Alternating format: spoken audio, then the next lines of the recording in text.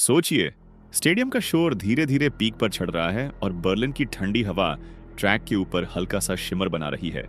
सब लोग बस एक ही चीज देख रहे हैं, वर्ल्ड क्लास स्प्रिंटर्स अपने ब्लॉक में सेटल हो रहे हैं। लेकिन मेरे दिमाग में एक अजीब सा डाउट चल रहा था, एक ऐसी डिटेल जो बाकी किसी ने नोटिस ही नहीं की थी। रेस शुरू होती है, सेट, 1 सेकंड के लिए पूरा स्टेडियम जैसे फ्रीज हो जाता है। Boom, gun shot, athletes explosion की तरफ बाहर निकलते हैं और सबका ध्यान सिर्फ उनकी स्पीड पर अटक जाता है। लेकिन मेरा ध्यान एक और चीज पर था, और वो इतनी सटल थी कि अगर आप स्लोमो में भी देखो तब भी शायद मिस हो जाए। 60 मीटर मार्क के आसपास कुछ गड़बड़ लग रही थी, जैसे फ्रेम थोड़ा सा ऑफ फील कर रहा हो। एक माइक्रो सेकंड के लिए लगा कि एंगल्स परफेक्ट नहीं बैठे। मैंने सोचा, वेट, ये मैं इमेजिन कर रहा हूं या सच में कुछ ऑफ है?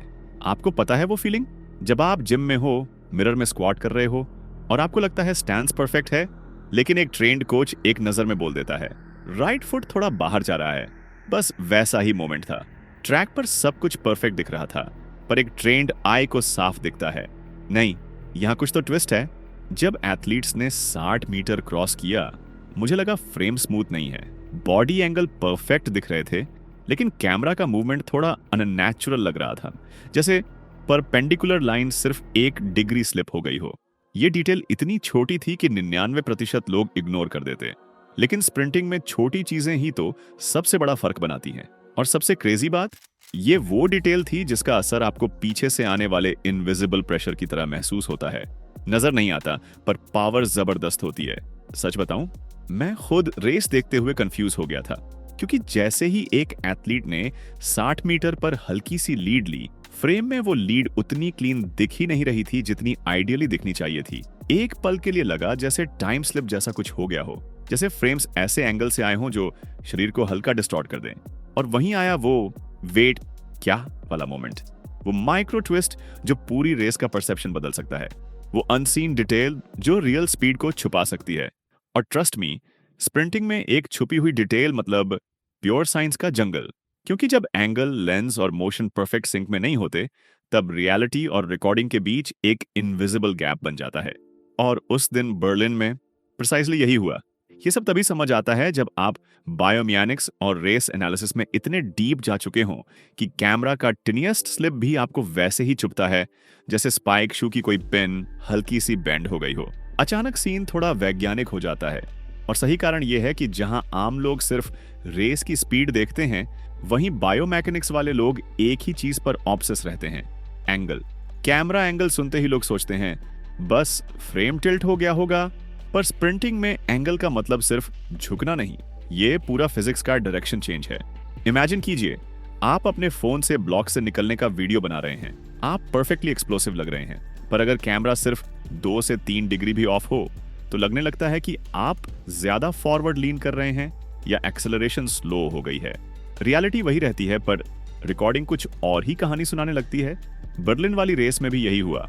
वहां स्टैटिक कैमरास ने 60 मीटर को ऐसे एंगल से कैप्चर किया जो आइडियल 90 डिग्री से थोड़ा स्लिप कर गया था, एक माइक्रो डिविएशन, और उसी डिविएशन ने टाइमिंग में एक इनविजिबल सा डिस्टॉर्शन बना दिया।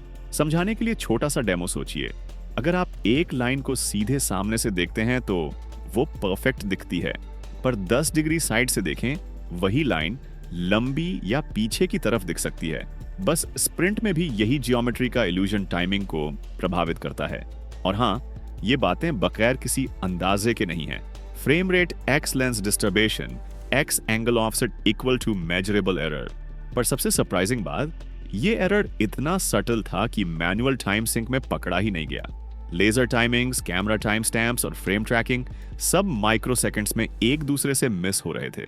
स्प्रिंट बायोमैकेनिक्स की नजर से देखिए, एथलीट एक्सेलरेशन फेज में फोर्स ट्रांसफर होता है, ग्राउंड, एंकल, नी, हिप, स्पाइन, आर्म्स। अगर कैमरा एंगल थोड़ा सा ऑफ हो जाए तो ऐसा लगता है कि फ्रीक्वेंसी बढ़ रही है पर फोर्स घट रहा है। असल में फोर्स वही रहता है, पर विजुअल डिस्टॉर्शन फ्रेम को अलग तरह से इंटरप्रेट करवा देता है। और जब टाइम स्टैम्प सिंक नहीं होते तो किसी एथलीट की रियल स्पीड रिकॉर्डिंग में थोड़ा लेट या अर्ली दिख सकती है। ये छोटा सा शिफ्ट 0.01 या 0.02 सेकंड आम जिंदगी में नगण्य लगेगा, पर स्प्रिंटिंग में ये लिटरली फर्स्ट से फोर्थ प्लेस का फर्क बन सकता है।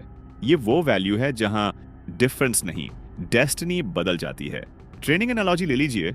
ब्लॉक्स में सेटल होते वक्त आपका हिप एंगल 1 इंच ऊपर हो गया या पहला स्टेप 2 सेंटीमीटर पीछे लैंड हो गया, पूरी एक्सेलरेशन चेन गड़बड़ा जाती है।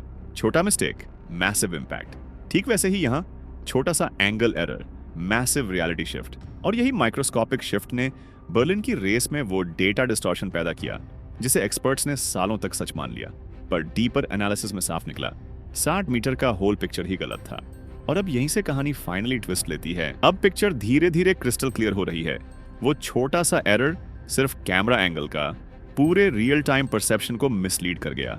ऑफिशियल्स ने जब टाइमिंग शीट्स देखी उन्हें सब परफेक्ट लगा, क्योंकि 20 मिनट, 40 मीटर, 80 मीटर और फिनिश लाइन वाले कैमरों बिल्कुल सही अलाइन थे।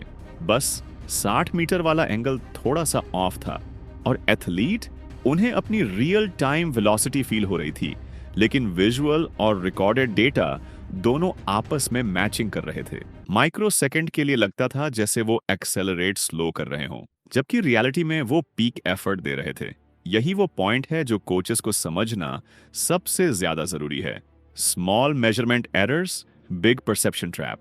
अगर आप ट्रेनिंग में सिर्फ वीडियो एनालिसिस पर रिलाई करते हैं और एंगल्स इग्नोर कर देते हैं, तो आप अपने स्प्रिंटर की ट्रू परफॉर्मेंस को अंडर एस्टिमेट कर देंगे। सिंपल रूल याद रखिए, always combine laser based timing plus multiple camera angles plus real athlete feedback. तभी आपको स्टार्ट से लेकर एक्सेलरेशन कर्व तक का फुल ऑनेस्ट पिक्चर मिलेगा। और सच बताऊं, मैं खुद भी कभी इसी ट्रैप में फंस चुका हूं। मुझे लगता था कि अगर स्टार्ट परफेक्ट दिख रहा है तो एथलीट फास्टेस्ट है, लेकिन जब मैंने proper data analysis, parallel laser splits, hard on track feel को कंबाइन किया, मेरी पूरी थिंकिंग उलट गई। अब मैं हर स्प्रिंटर की 60 मीटर डायनामिक्स पर डीपेस्ट फोकस करता हूं और उसके बाद ही टॉप स्पीड ट्रेजेक्टरी का एक्यूरेट एस्टिमेट निकालता हूं। और यहीं से आता है सबसे इंटरेस्टिंग पार्ट। ये माइक्रो स्टडी सिर्फ पास्ट रेसेस को समझने के लिए नहीं है। अगर आप इसे ट्रेनिंग में लागू करें तो आप अपने एथलीट्स का हिडन पोटेंशियल अनकवर कर सकते हैं। बस छोटी adjustments, angle correction, timing verification और स्ट्राइड फीडबैक, इन तीनों को एक साथ इंटीग्रेट करना। और अब आता है फाइनल ट्विस्ट। 60 मीटर का स्प्लिट जो पहले गलत मेजर हुआ था, वो असल में 6.29 ही था। मतलब यूसाइन बोल्ट और सू बिंगथियन का लेजेंडरी ओपनिंग टाई बिल्कुल वैलिड। और यही प्रूफ है कि स्टार्ट प्लस एक्सेलरेशन का वो हिडन गोट लेवल ही असली रिकॉर्ड ब्रेकर्स को डिफाइन करता है। तो अगली बार जब आप रेस देखें या अपनी ट्रेनिंग रिकॉर्ड करें, एक बात हमेशा याद रखिए, एक्सपेक्टेशन वर्सेस रियलिटी का लूप हर स्प्लिट में चलता है। और उसे समझने के लिए सिर्फ नंबर्स नहीं, फिजिक्स प्लस बायोमैकेनिक्स का परफेक्ट कॉम्बो चाहिए। और अगर आप चाहते हैं कि मैं इसका एडवांस्ड वर्जन और डीप ब्रेकडाउन दूं, बस एक शब्द लिखिए, नेक्स्ट।